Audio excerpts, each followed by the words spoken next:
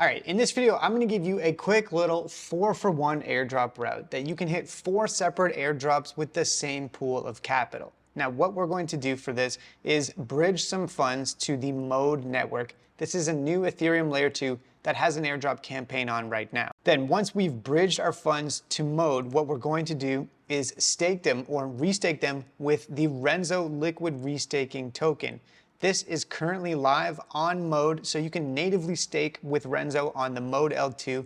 The transaction fees are super low, and by doing this, you're already going to be qualifying for the Renzo airdrop and the EigenLayer airdrop, which is going to be one of the biggest airdrops of 2024. Then we can take that a step further and take the ezETH from Renzo and deposit it into a DeFi platform on Mode like Ionic, which is going to have a point system and their own token as well. So just that already is a 4-for-1 airdrop route, and you can actually boost this to a 6-for-1 airdrop route if you really want to by going to Stargate Finance, which is the bridge for layer 0, and you can actually use this to bridge a couple of different assets to Mode from a different L2 network, including the Athena Finance USDE token. So you can bridge USDE from Binance, but also from a bunch of these different L2s to the Mode network. And then once you do that, if you take that USDE and you swap it using one of the different dApps on Mode like Kim Exchange or SubSwap, then you can hit 2 additional airdrop targets, making this a 6-for-1. So let's go back to the beginning though and actually discuss what the opportunity is, and I'll walk you through exactly how to do it, and then we'll discuss what the risks are. So Mode, if you don't already know, is an Ethereum L2. They have an airdrop campaign on right now where you get points for bridging and then for having TVL on the network, also for interacting with the different apps. So they've got a list of apps down here that get points boost for interacting with. Kim Exchange and Swap Mode are a couple different exchanges that you could use if you want to take the Stargate route to bridge USDE and then swap it into ETH and then stake that with Renzo. But basically, every time you interact with one of these different dApps, you're increasing your points for the Mode airdrop. And the one that I'm going to target, or actually already did make the deposit, is Ionic. But one thing I'll note here is that holding ezETH, which is that Renzo restaked ETH, or using it in DeFi, gives a 1.2x points boost, which makes it the best asset to hold on the Mode L2 right now, because all of these other assets just get a 1x boost. Now, in order to get to this airdrop page and start earning points for the Mode airdrop, one thing I'll say is that you will have to use their official bridge from mainnet at least one time. If you wait until transaction fees are low, hopefully you won't have to spend too much money. I would recommend waiting until sort of the middle of the night in North America time. But what you can also do when you use a bridge like this is to custom set the gas in your Ethereum wallet to a relatively low amount, and then you can just go to bed. When you wake up, usually it will go through because the gas fees go down overnight and it hits that target. Anyways, once you bridge some assets to the Mode L2, you start earning points for their airdrop.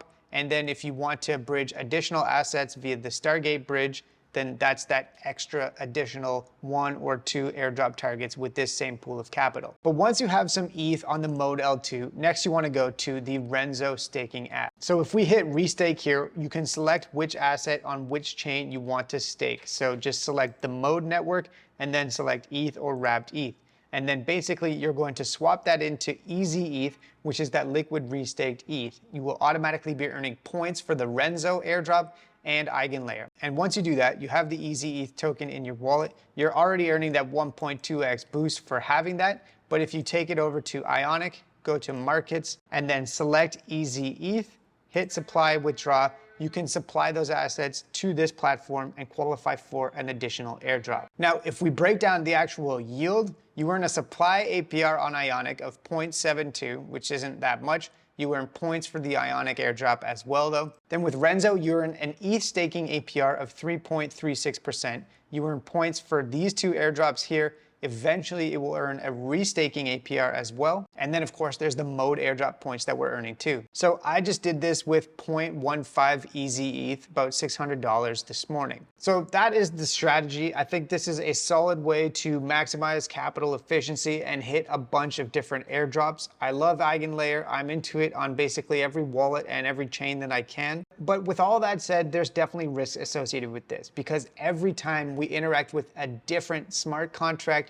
we're adding layers of risk. So let's start at the beginning. Of course, when you bridge funds to the mode L2, that's the first extra layer of risk. This morning, we saw that the Blast L2 stopped producing blocks for a period of time. And honestly, it's never possible to say with certainty that a layer 2 on Ethereum is going to be safe and secure. Then when we take the assets that we bridged and we stake them with Renzo, that is adding actually 2 additional layers of risk. We're taking on risk from the EigenLayer smart contract, and we're taking on risk from the Renzo liquid restaking token smart contract. So if EigenLayer ever rugs or Renzo for some reason depegs or there's some black swan event, then those are risks as well that you have to be aware of. And then finally, of course, if we deposit our ezETH token into a DeFi platform like Ionic, that is adding 1 additional layer of smart contract risk. If the Ionic platform rugs, then your assets could be lost. So that is at a minimum 4 levels of smart contract risk, and you need to decide whether or not you think the risk reward in this case is worth it. I can't tell you what to do. You definitely have to do your own research.